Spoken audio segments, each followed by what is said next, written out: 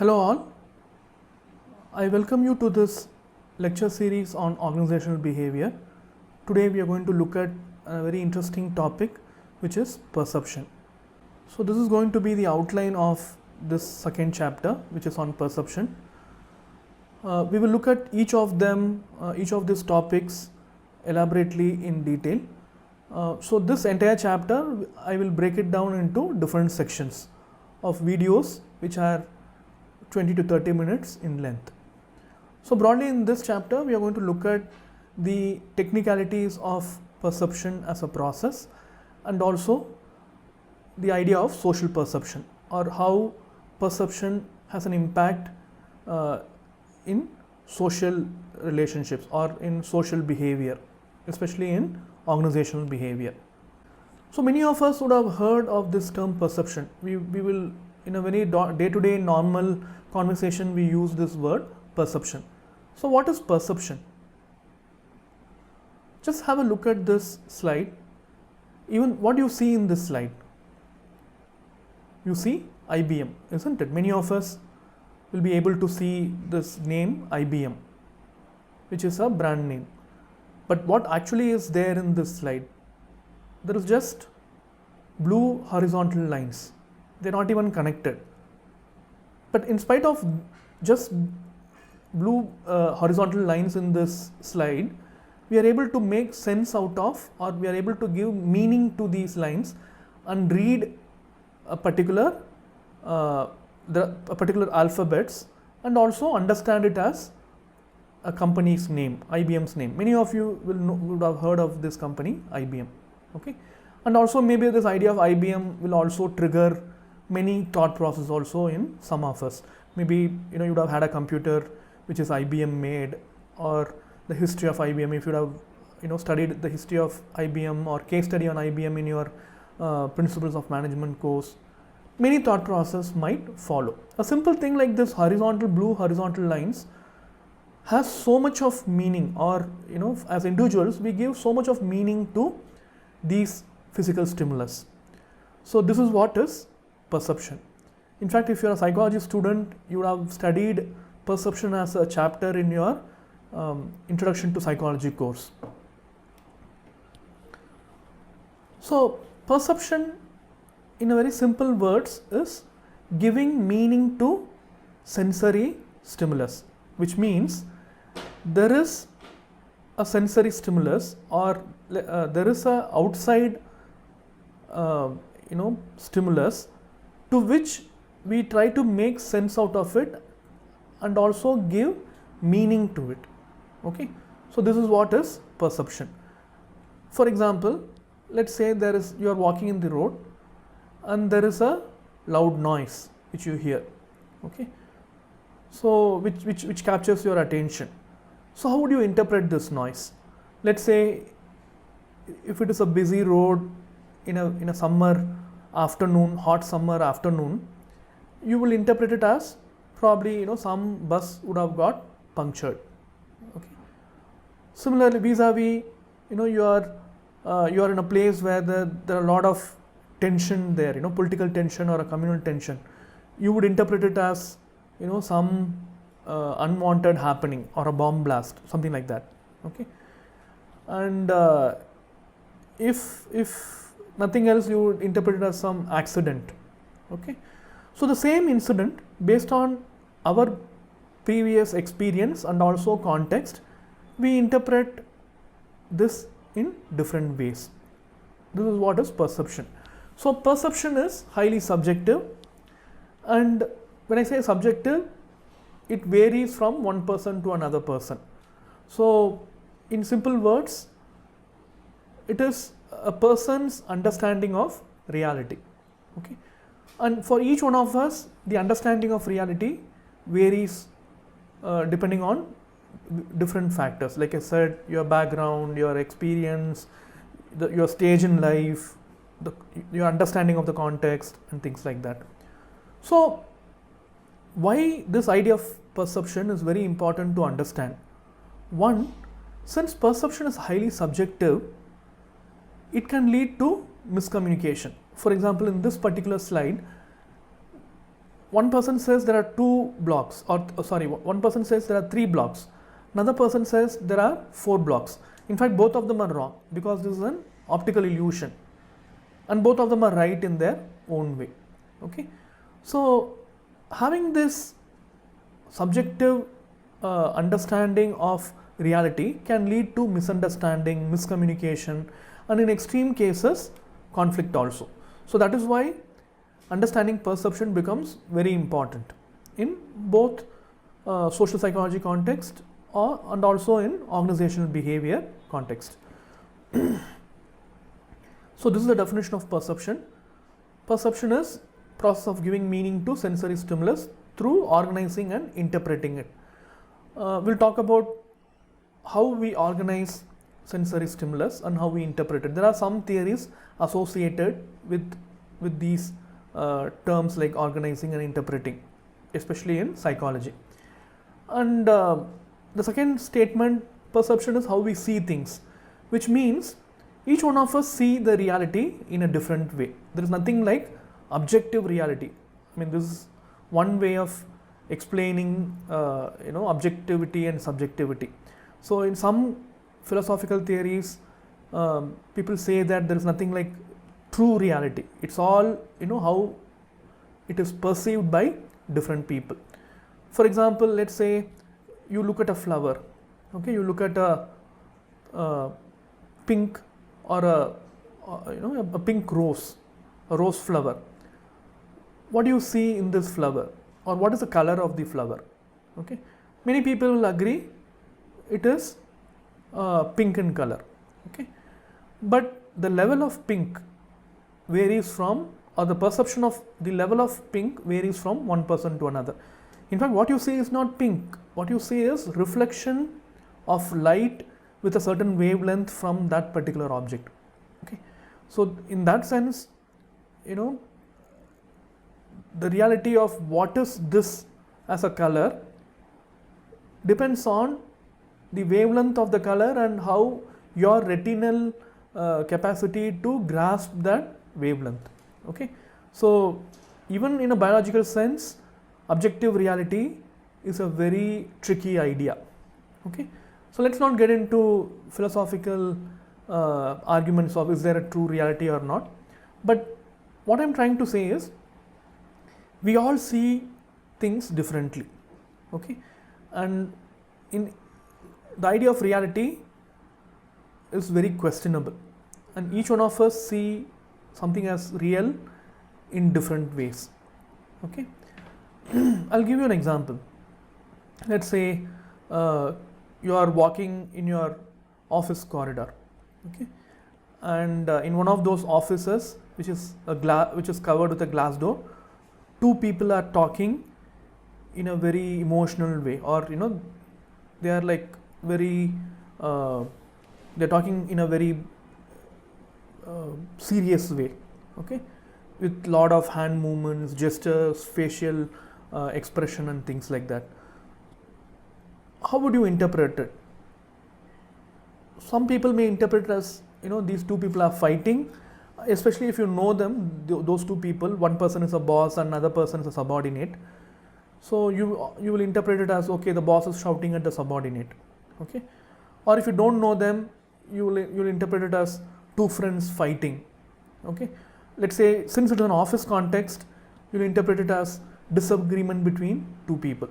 Okay, but in reality they might be discussing about the movie which they saw last evening, and they were like discussing, or they are in a very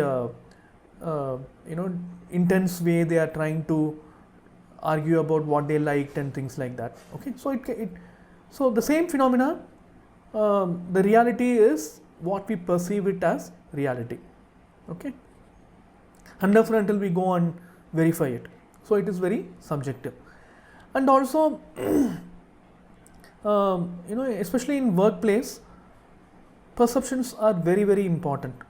Why? Because, or understanding that perceptions are subjective and objective realities can be questionable, this understanding is very important in workplace context, especially if you are a manager. Why? Because you will know that people may understand the same thing in different way, and that can lead to miscommunication and misinterpretation, and there is a possibility that this can lead to conflict.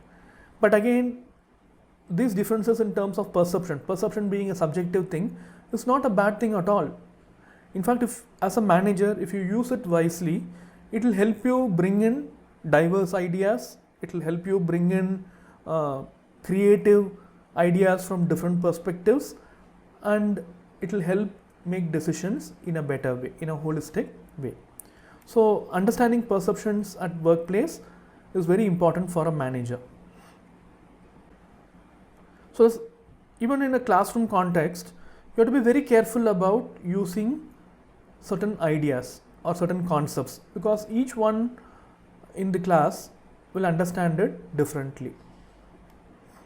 A very simple thing like average American male, or let's say Indian, who is an Indian, how will you visualize an Indian in India? Okay, they are like, India is such a diverse country, you cannot call one prototype or one image as Indian.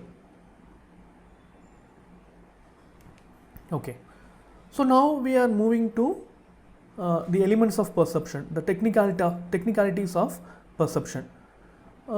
In psychology, if you're a psychology student, you would have heard of Gestalt theory. Gestalt theory is a group of, or Gestalt school is a group of thought theories which are framed by a certain school of psychologists, which means it's an idea that people make sense out of things by selecting certain elements of reality and combine them together and make meaning out of them. One famous phrase or one famous statement in Gestalt theory is the sum is greater than the whole is greater than the sum of the parts.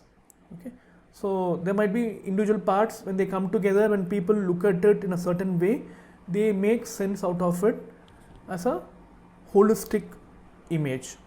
Okay, so I repeat, the whole is greater than sum of its parts. The whole is greater than the sum of the parts. Okay, so according to Gestalt theory or Gestalt school of thought, perception involves selection and screening information. Okay, the first step, so these are the steps in perception. The first step is we select and screen information. The second step is, once we select and screen information, we organize them depending on our need and experience. The first two steps I will explain. Let's say you are in a busy day in a classroom, you are sitting and listening to the teacher. Okay, let's say you are very attentive, you are listening to the teacher. Apart from the teacher talking, there might be various other stimuli, which will be physical stimuli, which will be happening around you, and your body is like bombarded, or your sensory parts are bombarded by this stimuli. Okay, so let's say you have the fan swirling, noise from the next class, the people in the next bench talking, tube light flickering, both many forms, and also you are feeling hungry, many stimuli might be happening around you, and you may not pay attention to all those stimuli. It's not just in classroom, throughout our life, we are bombarded by, we come into interaction with many such stimuli, but we won't attend to all the stimuli, because if you do that, you will become mad. Okay, so we'll select only few which are important at that particular point in time. For example, the teacher is explaining the concept, you are listening, and you won't even notice the fan is running or the fan is working in the class, but suddenly there's a power cut. Okay, the fan stops. After 10 minutes you will feel warm, and then you will notice the fan is not working, and then again you will switch off from this whether fan is working or not, and then you are attending to the teacher. But suddenly you will pay attention when the power comes back, the fan will start moving, so you will know that the power has come. Okay, so till a certain point you never paid attention to the fan running, but at certain point it became important to you, and then again you will notice when it started working again, you will notice that it is working. Okay, so we do it very automatically, isn't it? We don't use lot of energy, mental energy to do all these things. It all happens very automatically. Okay, so this is what is selection and screening. We select and screen based on the importance of that particular stimuli and the context. And then once we have the stimuli, we select and screen that information, we organize it. Okay, so let's say there is a power cut, you suddenly felt warm, and then after some time there is a small noise which is like the power coming back, okay, or the generator running. So all these bits and pieces of information, you organize them together and try to make sense out of it. You will create a story out of it. You will try to understand what happened. Okay, now the power is gone, so the fan has stopped, it's becoming hot, and now the generator is started, we can expect the fan to run in some time, and then we will feel comfortable. Okay, this is how we organize and organize different stimuli. Meanwhile, you will also listen to the teacher. It's not like you won't listen to the teacher. So everything happens simultaneously. Okay, so the sub process of perception involves there is a stimulus. So stimulus is singular, stimuli is plural. Okay, so there is a stimulus, and if it is important, if it is if it is attractive, you will pay attention to it, and that will get registered in your mind. You will interpret it, and then you seek feedback, okay, or you give feedback, and there is a consequence. Okay, I'll explain it with an example. Like I said, you are walking in the road and suddenly there is a noise. It is a very attractive noise, or it is something which is very different, so you register it, you try to interpret it, what it means. Let's say if you don't understand it, you look around, you ask people, or you'll try to get more information, and then you respond accordingly. Let's say if you think there is a transformer or electric transformer burst, you will not go there. Okay, vis-a-vis if there's a punctured tire of a bus, you don't care much after that. Okay, so this is how sub process of perception happens. Okay, so when I said in the previous slide, we said we pay attention to only certain stimulus. It's not like all the stimulus which is there around us, we will pay attention to it. We select stimulus and then interpret them based on its importance. So the selection of stimulus, or what stimulus we will choose among various other stimuli around us, depends on many factors.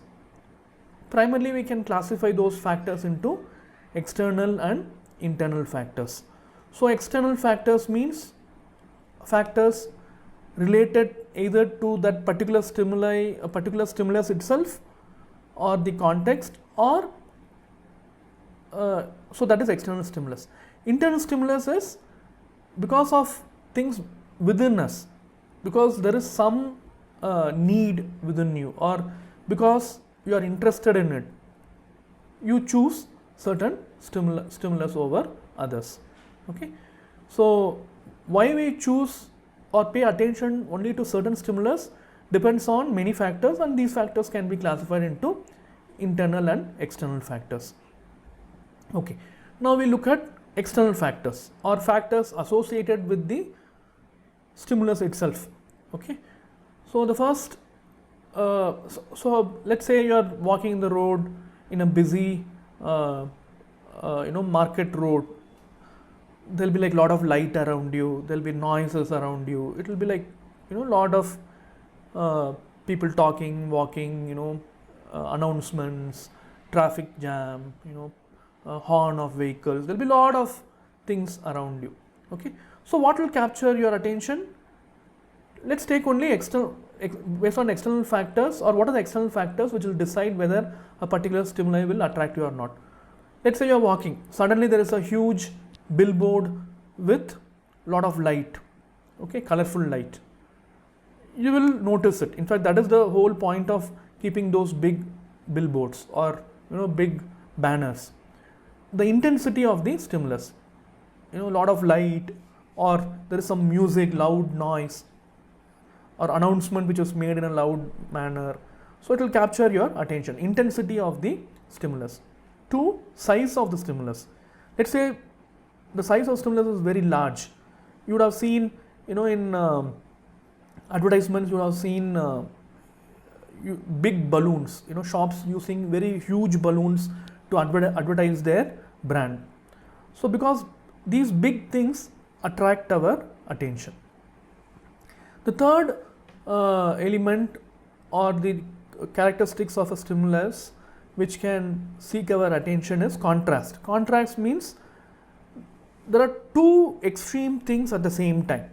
Okay, for example, in billboards, in large billboards with lot of light, you see contradicting colors, or there'll be a red and a blue, or a red and white light which is like moving. So that is contrast. Contrast means two different or extremely different stimuli coming together. Okay, either color or music or whatever. Okay. The fourth point is repetition. Repetition means if something appears in a very repetitive manner, okay, it seeks our attention. For example, many of these advertisements in TV, you get them very frequently.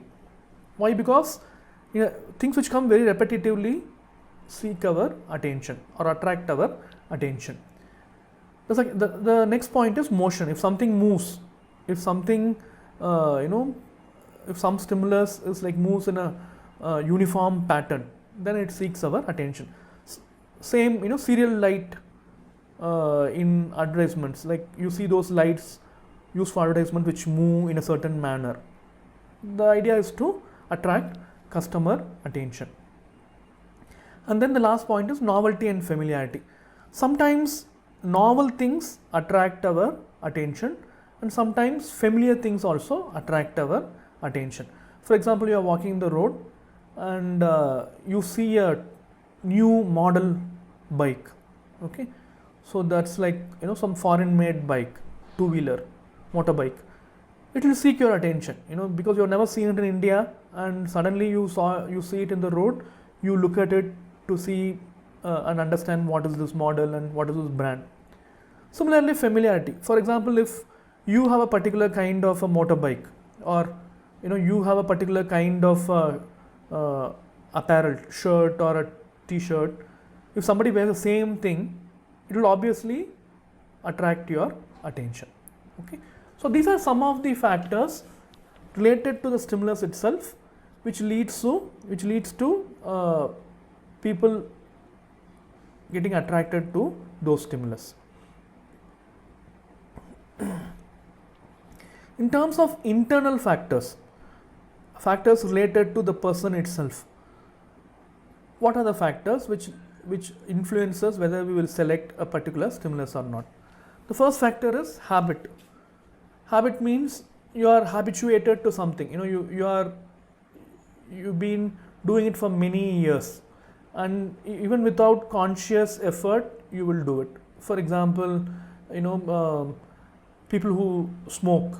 Okay, so even without much thought process, they will crave for smoking. Or people who jog, when it becomes a habit, you have been doing it for many years, it happens even with less cognitive effort, and it becomes a necessity for you.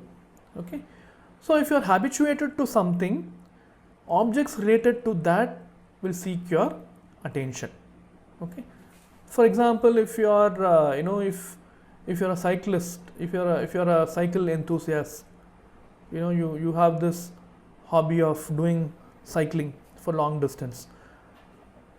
Whenever you walk through a road, you will, when there is advertisement on bicycles or sports bicycles, it will seek your attention. Okay. Or if you are a motorcycle enthusiast, so whenever you walk outside, a particular brand which you like, you will look at it and pay attention to it. So that is habit. Motivation and interest, something which you are interested in, similar to habit, something which you are motivated. Okay.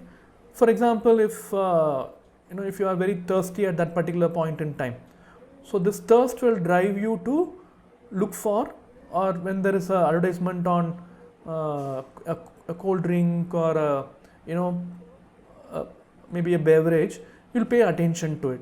Okay, because there's a need which you have at that particular point in time. Third is learning.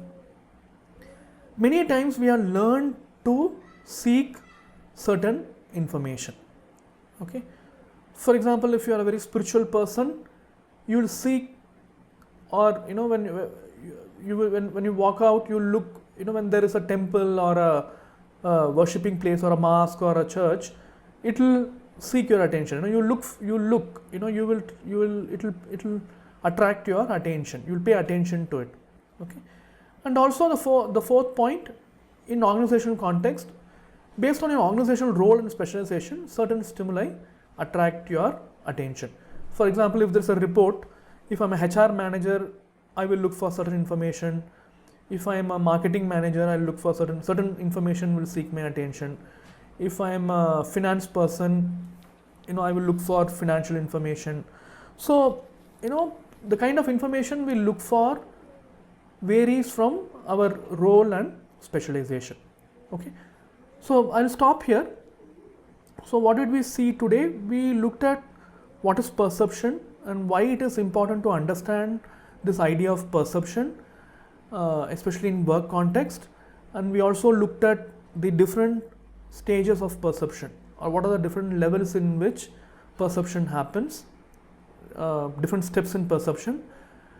And then we also looked at selection of a stimuli. What factors contribute to selection of a particular stimulus when there are many stimuli around us. So we classify them into internal and external factors. So internal factors are factors associated to the individual himself or herself. External factors are factors associated with the stimuli itself. Okay, so I'll stop here. As an exercise, I would like you to think about a particular instance where this differences of perception has led to problem, either an interpersonal problem or a confusion within yourself. Interpersonal problem means between two people, maybe between you and your friend, or between you and your parent, between you and your boss. So this differences in perception, it would have caused some problem between two of you. Okay, so think about, or for you also, you have misinterpreted something and you got confused. Okay, so think about such situation and try to understand what happened and how did you resolve it, if you have resolved it. Okay, so I'll stop here. Have a nice time, and we'll meet in the next lecture.